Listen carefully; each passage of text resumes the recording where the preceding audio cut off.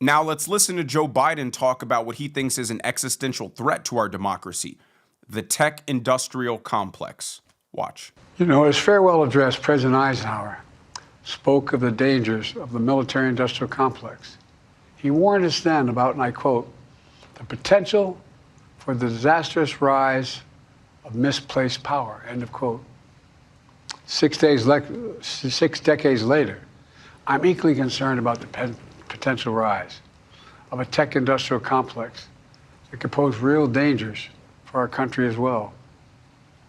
Americans are being buried under an avalanche of misinformation and disinformation, enabling the abuse of power.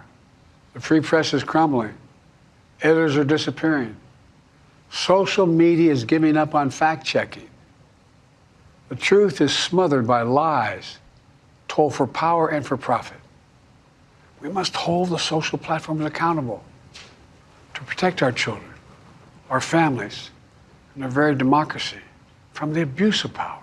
You see, social media companies were all good for him when they were doing his bidding, suppressing the Hunter Biden laptop story, suppressing COVID vaccine info, suppressing and censoring any viewpoints that Joe Biden didn't like. The stance that these Democrats have is so authoritarian, it's so fascist, it should scare everybody. Them being the sole entities to determine what is fact, what is true, is dangerous. They would love nothing more than for their mainstream media apparatus to solely determine what the narrative is. We wouldn't have this distrust if they hadn't proven time and time again that they are willing to lie and label things that are completely accurate misinformation. That is the playbook of every authoritarian leader in history. It's not like authoritarians were like, okay, say your piece. Yeah, okay, that's a really great point, but let's get them out of here. No, their psyops worked by trying to be the sole purveyors of the truth and labeling anything that discredited them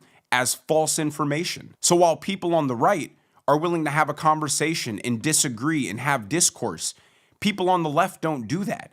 They just suppress, they just silence, they cancel. It really is concerning that Democrats are so against social media companies becoming these free, open places of dialogue and speech.